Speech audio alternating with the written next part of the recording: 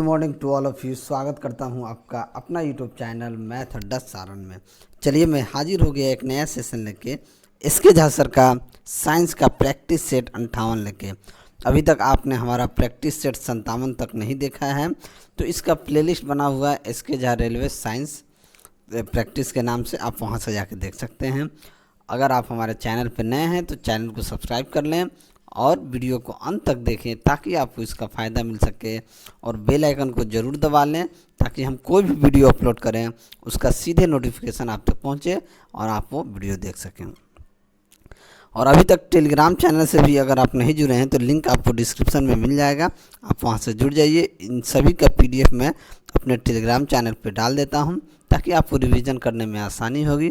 तो चलिए बिना टाइम वेस्ट किए क्लास को हम शुरू करते हैं। आज का पहला क्वेश्चन देखते हैं कि पहला क्वेश्चन क्या है। आज का पहला क्वेश्चन है कि कौन सा पदार्थ अस्थाई चुंबक बनाने के लिए उपयुक्त है, यानी कि अस्थाई चुंबक बनाने के लिए कौन सा उपयुक्त होता है। कार्बन स्टील, एल्कोनेक्स या एल्निको। ठीक है, तो देखिए या ये सभी। तो अस्थाई चुंबक बनाने के लिए ये सभी उपयोग होते हैं। क्या होते हैं? कार्बन स्टील भी, एल्निको भी, एल्कोनेक्स भी, ये सभी जो हैं अस्थाई चुंबक बनाने के लिए उपयुक्त होते हैं। एल्निको में क्या होता है? एल्निको में एल्युमिनियम, निकेल, कोबाल्ट एवं लौह होता है। ठीक है। एल्कोनेक्स की अगर बात करें तो इसमें भी एल्युमिनियम, कोबाल्ट, निकेल एवं लोहा होता है। ठीक है। तो अस्थाई चुंबक का प्रयोग लाउड स्पीकर, गैल्वेनोमीटर, ये सब जो दिशा सूचक जो होता है इन सभी में क्या होता है? उपयोग होता है अस्थाई चुंबक का। तो ऑप्शन डी क्या हो जाएगा? आपका सही आंसर हो जाएगा। आशा करता हूँ ये चीज़ आपको अच्छे से समझ में आ गया होगा कि अस्थाई चुंबक का कहाँ कहाँ प्रयोग किया जाता है। तो देखते होंगे लाउड स्पीकर जो स्पीकर होता है उसमें एक मैग्नेट चुंबक लगा होता है, वो सब इसी के कारण होता है। ठीक है, चलिए अगला क्वेश्चन देखते हैं। अगला क्वेश्चन है कि अर्धचालक शब्दावली में डोपिंग क्या होता है। तो अर्धचालक में जो डोपिंग शब्द होता है वो अशुद्धता प्रतिशत को बढ़ाने की एक प्रक्रिया होती है। क्या होता है? अशुद्धता के प्रतिशत को बढ़ाने का एक प्रक्रिया होता है डोपिंग। ठीक है, तो ऑप्शन बी जो है हमारा सही आंसर हो जाएगा।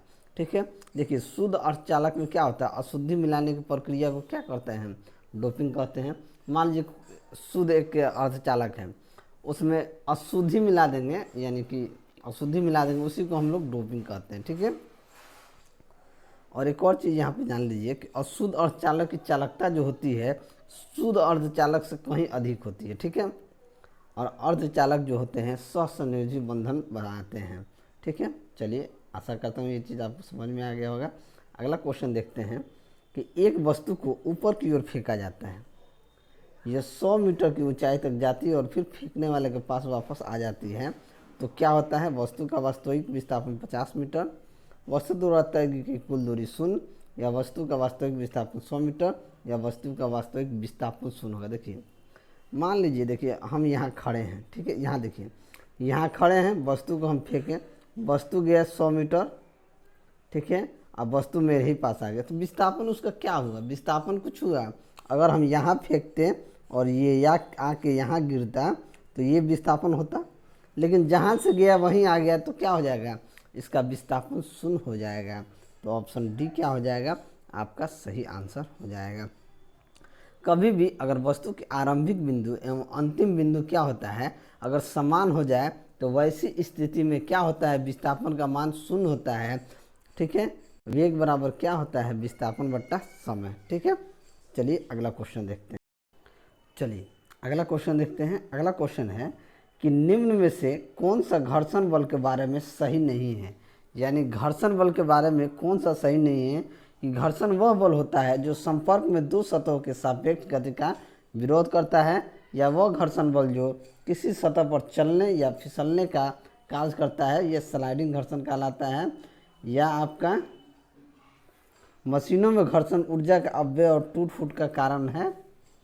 देखिए घर्षण बल के बारे में सही नहीं है कह रहा है। ठीक है, तो रोलिंग घर्षण स्लाइडिंग घर्षण की तुलना में अधिक होता है, तो यही नहीं है। तो ऑप्शन डी क्या हो जाएगा? सही आंसर हो जाएगा। घर्षण बल क्या होता है? घर्षण बल एक प्रकार का बल है जो हमेशा क्या होता है, गति के विपरीत में कार्य करता है। यानी कि आप अगर इस वस्तु को खींचिएगा इधर तो इसका घर्षण बल इधर होगा, यानी ये विपरीत दिशा में कार्य करता है। घर्षण बल को क्षयकारी बल भी कहते हैं, यानी कि ठीक है। चलिए अगला क्वेश्चन देखते हैं कि एक बंद मार्ग किसी संरक्षित बल द्वारा किया गया कार्य होता है।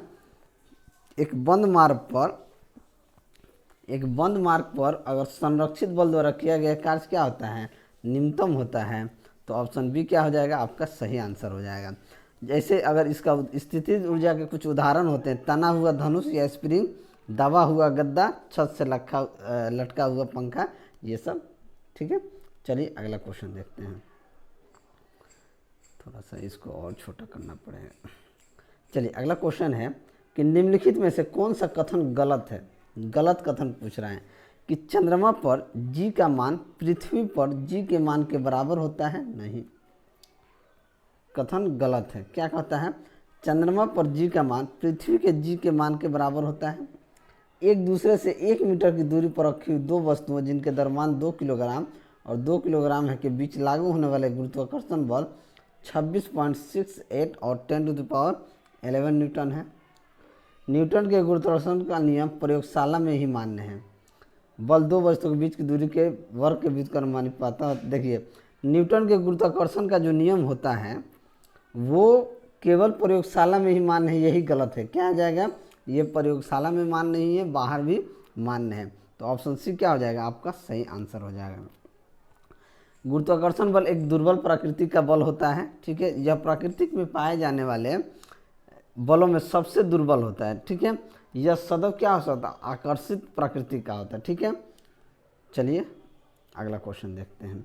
लोलक का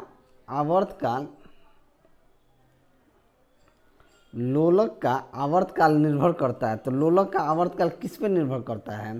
तो T बराबर 2π√L/g होता है। बात को समझिएगा। आवर्तकाल का जो फॉर्मूला T बराबर 2π√L/g, तो लोलक के द्रव्यमान पर निर्भर करता है, गोलक की प्रकृति पर, मध्य बिंदु विस्थापन पर नहीं, गुरुत्वीय त्वरण पर निर्भर करता है। तो ऑप्शन डी क्या हो जाएगा? आपका सही आंसर हो जाएगा। आवर्तकाल का द्रव्यमान पर निर्भर नहीं करता है। आवर्तकाल अधिक होने से घड़ी सुस्त हो जाती है, आवर्तकाल कम होने से घड़ी तेज हो जाती है। ये सब इसी का ये है उदाहरण है। चलिए अगला क्वेश्चन देखते हैं। पानी का हिमांक बिंदु डैश होता है। तो पानी का हिमांक बिंदु 32 डिग्री फ़ारेनहाइट होता है। तो ऑप्शन डी क्या हो जाएगा? आपका सही आंसर हो जाएगा। ठीक है, चलिए अगला क्वेश्चन देखते हैं। अगला क्वेश्चन है किसी पिंड की ऊष्माधारिता बराबर क्या हो जाएगा? तो किसी भी पिंड की ऊष्माधारिता क्या होती है? ऊष्माधारिता होता है पिंड का द्रव्यमान गुना पिंड के द्रव की विशिष्ट ऊष्माधारिता। पिंड का द्रव्यमान गुना पिंड के द्रव की विशिष्ट ऊष्माधारिता, यानी कि ऑप्शन बी क्या हो जाएगा? आपका सही आंसर हो जाएगा। ऊष्माधारिता का मात्रक जूल प्रति केल्विन होता है। ठीक है, चलिए अगला क्वेश्चन देखते हैं। अगला क्वेश्चन है कि निम्नलिखित में से कौन सा कथन ध्वनि और प्रकाश तरंगों के बारे में सही है? गलत नहीं पूछा है, सही है। यानी कि दोनों अनुप्रस्थ तरंगें होती हैं, दोनों अनुदैर्ध्य तरंगें होते हैं। ध्वनि तरंग अनुप्रस्थ तरंग होती है लेकिन प्रकाश तरंग अनुदैर्ध्य होती है। ध्वनि तरंग अनुदैर्ध्य तरंग होती है लेकिन प्रकाश तरंग अनुप्रस्थ तरंग होती है। तो ऑप्शन डी क्या हो जाएगा? सही आंसर हो जाएगा। क्योंकि ध्वनि तरंग जो होती है ये अनुदैर्ध्य तरंग होती है, लेकिन प्रकाश तरंग जो होती है अनुप्रस्थ तरंग होती है। ठीक है, अब देखिए अनुदैर्ध्य तरंग किसे कहते हैं? वह तरंग जिसमें माध्यम के कण तरंग के चलने की दिशा के समानांतर कंपन करते हैं। ठीक है, उसे हम कहते हैं अनुदैर्ध्य तरंग। अब अगर अनुप्रस्थ तरंग की बात करें तो वह तरंग जिसमें माध्यम के कण तरंग के चलने की दिशा के लंबवत कंपन करते हैं। ठीक है, ये अनुदैर्ध्य तरंग में समानांतर कंपन करते हैं और प्रकाश तरंग में लंबवत कंपन करते हैं। इसे क्या कहते हैं? अनुप्रस्थ तरंग कहते हैं। अनुप्रस्थ तरंग में श्रृंग तथा गर्त का निर्माण होता है। ठीक है, और अनुदैर्ध्य तरंग में संपीड़न तथा विरल का निर्माण होता है। बात समझ गया? चलिए आगे बढ़ते हैं, अगला क्वेश्चन देखते हैं। अगला क्वेश्चन है कि निम्न में से, थोड़ा सा डाउन करना पड़ेगा, निम्न में से कौन सा विकल्प कुछ निश्चित पदार्थों के अपवर्तनांक सूचकांक के सही आरोही क्रम में दर्शाते हैं? बाएं से दाएं, यानी बाएं से दाएं बढ़ते हुए हमको सजाना है। तो देखिए, सेंधा नमक, बेंजीन, केरोसिन बर्फ, बेंजीन, सेंधा नमक, सेंधा नमक, बर्फ, बेंजीन, केरोसिन, या बर्फ, केरोसिन, बेंजीन, सेंधा नमक। तो आरोही क्रम में हमको सजाना है, तो पहले बर्फ होगा, उसके बाद केरोसिन, बेंजीन, सेंधा नमक। तो ऑप्शन डी क्या हो जाएगा आपका सही आंसर हो जाएगा। देखिए, अपर्तनांक अधिक होने पर माध्यम सघन तथा अपर्तनांक कम होने पर माध्यम विरल होता है। ठीक है, चलिए आशा करता हूँ कि ये क्रम आप समझ गए होंगे। पहले बर्फ, फिर केरोसिन, बेंजीन, उसके बाद सेंधा नमक। चलिए अगला क्वेश्चन देखते हैं। एक कोश में मौजूद इलेक्ट्रॉन की अधिकतम संख्या किस सूत्र द्वारा ज्ञात की जाती है? तो एक कोश में मौजूद इलेक्ट्रॉन की अधिकतम संख्या 2n² के द्वारा ज्ञात की जाती है। तो ऑप्शन सी क्या हो जाएगा हमारा सही आंसर हो जाएगा। ठीक है, चलिए अगला क्वेश्चन देखते हैं। एक तत्व का परमाणु भार W और परमाणु संख्या n है, तो इस परमाणु के केंद्र में प्रोटॉन की संख्या कितनी होगी? तो प्रोटॉन की संख्या कितनी होगी? परमाणु में केंद्र में प्रोटॉन की संख्या क्या होती है? n होती है। तो ऑप्शन ए क्या हो जाएगा हमारा सही आंसर हो जाएगा। ठीक है, प्रोटॉन एक उप परमाणु कण होता है जिस पर धनात्मक आवेश उपस्थित होता है।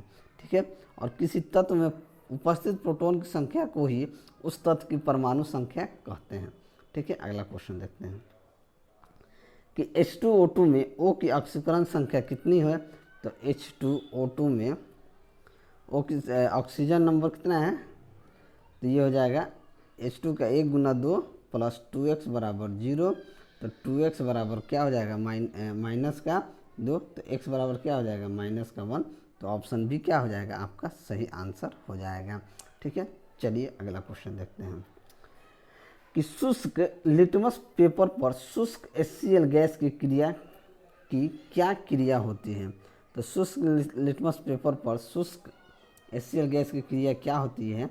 ये होता है नीला अथवा लाल लिटमस पेपर पर अपना रंग नहीं बदलता है। तो ऑप्शन सी क्या हो जाएगा सही आंसर हो जाएगा।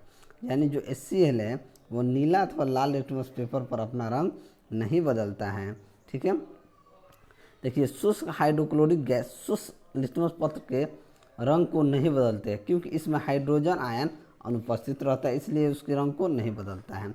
ठीक है, और शुष्क HCl में हाइड्रोनियम आयन तथा क्लोराइड आयन उत्पन्न होते हैं और शुष्क लिटमस पत्र को नीले से लाल कर देते हैं, लेकिन ये क्या करता है रंग नहीं बदलता। चलिए अगला क्वेश्चन देखते हैं। अगला क्वेश्चन है कि केवल वे धातुएं ही पानी से हाइड्रोजन को विस्थापित कर सकती हैं जो धातुओं की प्रतिक्रिया क्षमता श्रृंखला में डैश होते हैं। यानी कौन से वे लोग ये हैं जो हाइड्रोजन को विस्थापित कर सकती हैं? तो प्रतिक्रिया क्षमता श्रृंखला में क्या होता है हाइड्रोजन से जो ऊपर होंगी वे धातुएं ही पानी से हाइड्रोजन को विस्थापित कर सकती हैं जो धातुओं की प्रतिक्रिया क्षमता श्रृंखला में हाइड्रोजन से ऊपर होगा वही कर सकते हैं। जिसका हाइड्रोजन से ऊपर होगा वही, तो ऑप्शन बी क्या हो जाएगा आपका सही आंसर हो जाएगा। चलिए अगला क्वेश्चन देखते हैं। आइसोब्यूटेन का आणविक सूत्र क्या होता है? तो आइसोब्यूटेन का आणविक सूत्र होता है C4H10। तो ऑप्शन ए क्या हो जाएगा सही आंसर हो जाएगा। ठीक है, अगर C4H8 की बात की जाए तो ये ब्यूटीन का होता है। C3H की बात की जाए तो ये प्रोपेन का होता है, और C3H6 की बात की जाए तो ये प्रोपेन का होता है, ये प्रोपीन का होता है। बात को समझिएगा, C3H8 प्रोपेन का होता है और C3H6 प्रोपीन का होता है। ठीक है, चलिए आशा करता हूँ ये चीज़ समझ गए होंगे। चलिए अगला क्वेश्चन देखते हैं कि 2Mg + O2 2MgO उपयुक्त अभिक्रिया डैश अभिक्रिया का एक उदाहरण है। ये किस अभिक्रिया का उदाहरण है? तो ये संयोजन अभिक्रिया का उदाहरण है। तो ऑप्शन ए क्या हो जाएगा आपका सही आंसर हो जाएगा। अब संयोजन अभिक्रिया में क्या होता है, दो या दो से अधिक अभिकारक पदार्थ आपस में संयोग करके एक नए उत्पाद को बना देते हैं, उसी को संयोजन अभिक्रिया कहते हैं। अब देखिए 2Mg और O2 मिलकर एक नया उत्पाद क्या बना दिए 2Mg। तो ये अभिक्रिया क्या हो गई संयोज अभिक्रिया हो गई। तो ऑप्शन ए क्या हो जाएगा आपका सही आंसर हो जाएगा। ठीक है, जैसे अगर हम कहें कि 2H2O + O2 ये मिलके क्या बना देगा, तो 2H2O बना देगा। ठीक है, तो ये क्या हो जाएगा संयोग अभिक्रिया हो जाएगी। चलिए अगला क्वेश्चन देखते हैं। जब लोहे की फाइलिंग में हाइड्रोक्लोरिक अम्ल मिलाया जाता है तब क्या होता है? जब लोहे की फाइलिंग में हाइड्रोक्लोरिक अम्ल मिलाया जाता है तो केवल क्लोराइड तैयार होता है, कोई अभिक्रिया नहीं होती है। हाइड्रोजन गैस और लौह क्लोराइड तैयार होता है या केवल हाइड्रोजन गैस तैयार होता है। देखिए, जब लोहे की फाइलिंग में हाइड्रोक्लोरिक एसिड मिलाते हैं तो हाइड्रोजन गैस और लौह क्लोराइड तैयार होता है। तो ऑप्शन सी क्या हो जाएगा, आपका सही आंसर हो जाएगा। ठीक है, जैसे अगर हम कहें कि Fe में 2HCl मिलाएंगे तो ये क्या तैयार होगा, FeCl2 + H2। ठीक है, तो ये हमारा क्या हो जाएगा, ऑप्शन सी हमारा सही आंसर हो जाएगा। चलिए अगला क्वेश्चन देखते हैं कि जैविक सिस्टम में रासायनिक क्रिया की प्रक्रिया को तेज करने में उत्तरदायी पदार्थ कौन सा होता है।